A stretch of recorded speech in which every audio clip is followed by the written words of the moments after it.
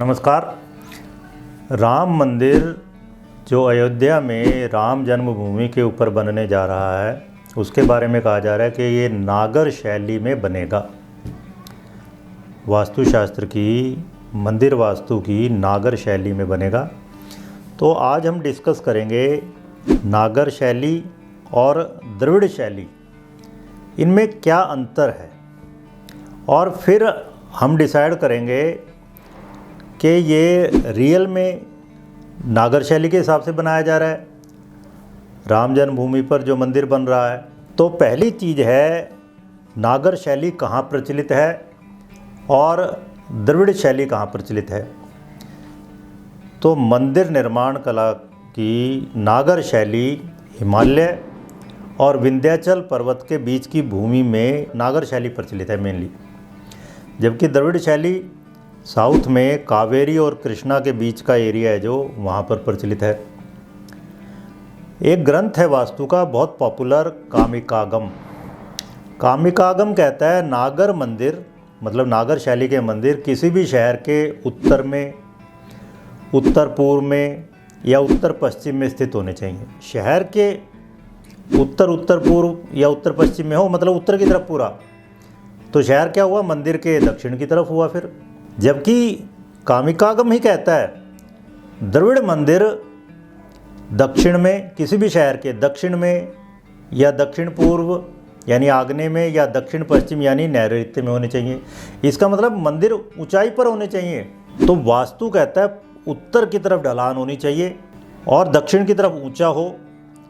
तो आप देखिए साउथ में दक्षिण में मंदिर कहे गए हैं ऊंचाई पर स्थित हो, जबकि उत्तर में नागर शैली के मंदिर किधर है, जिधर ढलान है शहर की, उधर की तरफ कहे गए हैं। तो इसी पर आधारित है अब जगती।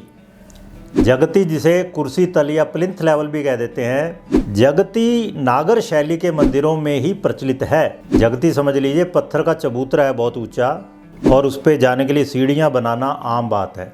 अब राम मंदिर जो अयोध्या में बनने जा रहा है उसकी जगती 17 फुट ऊंची होगी, जबकि साउथ में ऐसा कोई प्रोविज़न है ही नहीं जगती का। अब इसके पीछे बहुत गहरा रहस्य है जो मुझे लगता है, मैं अपना बताता हूँ, आप भी बताना अपना। जो पहली बात, नागर शैली के मंदिर, नागर शैली, नागर शब्द ही इसलिए बना क्योंकि ये नगरों में बनाए गए, पहले बड़े बड़े नगरों में बनाए गए, और नगर बसे थे नदियों के किनारे। अब देखो, चाहे काशी हो, मथुरा हो, अयोध्या हो, सब नदियों के किनारे बसे हुए हैं। तो यहाँ पर नदियों में बाढ़ आती थी मानसून के मौसम में, तो मंदिर तो पूरा का पूरा पानी में डूब जाएगा। तो इसलिए यहाँ प्रचलित हुआ जगती बनाना। जगती यानी ऊंचा सा चबूतरा बनाया जाए ताकि मंदिर, उसकी सैंक्टिटी, उसकी पवित्रता बनी रहे। जब बाढ़ आती है तो बाढ़ का पानी मंदिर में प्रवेश ना कर पाए। ये मतलब रहा होगा मेनली, क्योंकि उत्तर भारत में आप देखो नदियां हैं और बहुत बड़े प्लेन हैं, भूमि बहुत समतल है। संसार के सबसे बड़े Indo Gangetic plains, Ganga Yamuna के मैदान ये कहे जाते हैं सबसे बड़े मैदानों में। जबकि आप देखो साउथ में द्रविड़ शैली के मंदिर है, वहाँ पर कोई ज़रूरत नहीं थी जगती की, क्योंकि वो पठारी एरिया है सारा। ज़्यादातर दक्षिण भारतीय है, आप देखना जो क्षेत्र है वो सारा पठारी है, पहले से ऊंचाई है, पहले से ऐसी जगह हैं पानी अपने आप बह जाता है, तो वहाँ पर जगती बनाने की ज़रूरत नहीं थी। अब आइए चौथा लेते हैं डिवीज़न, दोनों में बाइफर्केशन क्या है। उत्तर भारत में जो नागर शैली के मंदिर बनाए गए उनमें कोई परिसर या अहाता जनरली नहीं बनाया जाता। हालांकि नागर वास्तुकला की उड़ीसा शैली में जो मंदिर बनाए गए हैं उनकी विशाल सीमा दीवार बनाई गई है, लेकिन जनरली यहाँ पे इस तरह से उसका अहाता या बहुत बड़ा परिसर, बाउंड्री वॉल नहीं बनाई गई। हालांकि अब राम मंदिर अयोध्या के बारे में कहा जा रहा है, यहाँ पर भी वो कोशिश करने वाले हैं कि अगर जगह मिल गई तो बाउंड्री वॉल बनाई जाएगी राम मंदिर अयोध्या की। अब आप देख रहे हो कुछ द्रविड़ शैली की बातें इंक्लूड करने की कोशिश हो रही है यहाँ पर राम मंदिर अयोध्या में। तो द्रविड़ शैली में बहुत बड़ा परिसर बनाया जाता है, दीवार बनाई जाती है, अहाता हो गया उसके भीतर, और जो सामने की दीवार है उसमें एक प्रवेश द्वार होगा जिसको गोपुर या गोपुरम कहते हैं। और ये गोपुरम में एक नहीं, 4 हो सकते हैं, उससे ज़्यादा हो सकते हैं। जबकि उत्तर भारत में नागर शैली के मंदिरों में ऐसा कुछ नहीं था। जगती का मैंने बता दिया। फिर जलाशय, जलकुंड, वास्तुशास्त्र में एक आ गया है भाई, जलकुंड होना चाहिए ईशान में। लेकिन उत्तर भारत के मंदिरों में, नागर शैली के मंदिरों में ये एसेंशियल नहीं है कोई। उत्तर भारत के मंदिरों में जल कुंड पर इतना ध्यान नहीं दिया गया। यहाँ पर जो मंदिर का प्रवेश द्वार है उसमें गंगा और यमुना देवी की मूर्तियाँ स्थापित की जाती हैं। जनरली वो डिपिक्ट करती है पानी को, पानी जो कि पवित्र करता है। यहाँ पानी वैसे ही इतना ज़्यादा था, मैंने बताया अभी, बाढ़ आ जाती थी हर साल, वैसे आसपास का एरिया अपने आप पवित्र हो जाता था। नदी बह ही रही है, 12मासी नदी। लेकिन जो द्रविड़ शैली के मंदिर हैं उनमें बहुत बड़ा जलाशय आम बात है। लगभग हर एक मंदिर में जलाशय होना, बड़े जो रिनाउंड मंदिर है उनमें जलाशय होना आम बात है।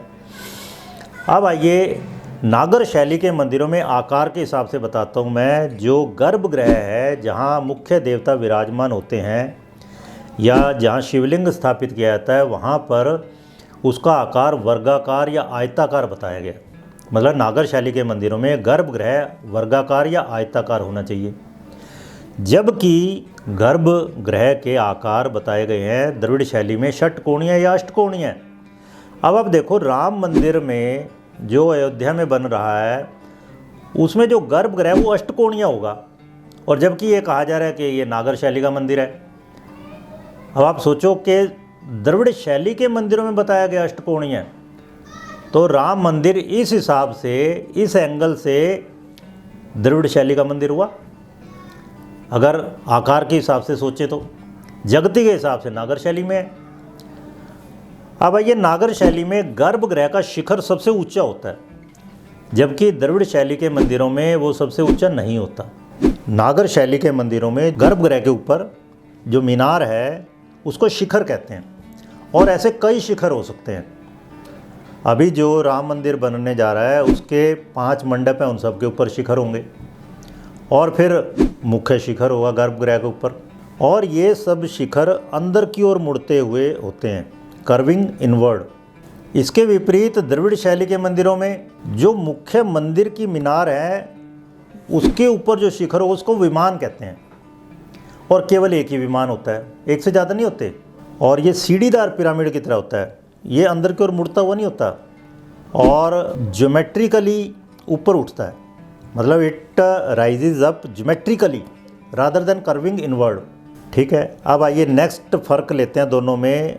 उत्तर भारत में जो नागर शैली है उसमें मंदिर के बाहर देवी गंगा की और यमुना देवी की मूर्तियां स्थापित की जाती हैं। इसके अलावा मिथुन की मूर्तियां, मतलब इरोटिक कामुक छवियां, वो अंकित की जाती है, जिस तरह खजुराहो के मंदिरों में भरमार है। जबकि द्रविड़ शैली के मंदिरों में भयंकर द्वारपालों की मूर्तियां स्थापित की जाती है, जो कि मंदिर की रक्षा कर रहे होते हैं। अब आइए हम लेते हैं शीर्ष टॉप पे, उसमें क्या फ़र्क है। नागर शैली के मंदिरों में सबसे ऊपर है आमलक और फिर कलश, जबकि द्रविड़ शैली के मंदिरों में विमान कहे जाते हैं वो, और वो छोटी स्तूपिका के आकार के होते हैं या फिर अष्टकोणीय गुंबदनुमा।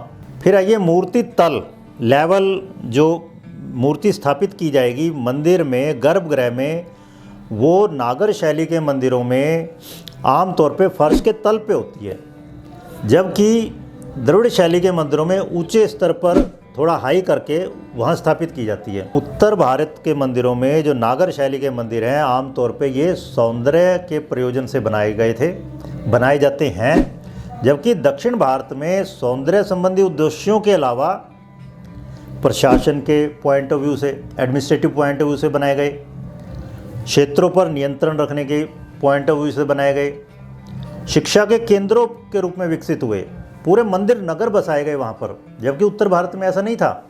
जैसे हम एग्जाम्पल लें, अगर उत्तर भारत में नागर शैली के मंदिर, खासकर लक्ष्मण मंदिर है जैसे, फिर कोणार्क का सूर्य मंदिर है, भुवनेश्वर का लिंगराज मंदिर है, जबकि दक्षिण के द्रविड़ शैली के मंदिर अगर लें तो तंजौर का बृहदेश्वर मंदिर है, गंगईकोंड चोलपुरम मंदिर है। तो इस तरह से ये खासम खास फ़र्क हैं दोनों शैलियों में। अब आप कमेंट करके हमें बता सकते हैं कि राम मंदिर जो बनाया जा रहा है उसमें क्या प्योरली वो नागर शैली का मंदिर है या नागर और द्रविड़ शैली के मंदिरों का सम्मिश्रण है। और ये हम बहुत डिटेल में डिस्कस करने वाले हैं। अभी दिसंबर में राम मंदिर वास्तु पर एक कोर्स करने वाले हैं हम 3 हफ्ते का, उसमें बहुत डिटेल में ये सब चीज़ें डिस्कस करेंगे। मंदिर के अंग प्रत्यंग ये इन दोनों शैलियों के अलावा वेसर शैली और फिर पहाड़ी शैली, इन सब के बारे में बहुत डिटेल में डिस्कस होगा। अगर आप इस कोर्स में पार्टिसिपेट करना चाहते हैं तो दिए गए नंबर पर आप हमें कांटेक्ट कर सकते हैं। धन्यवाद।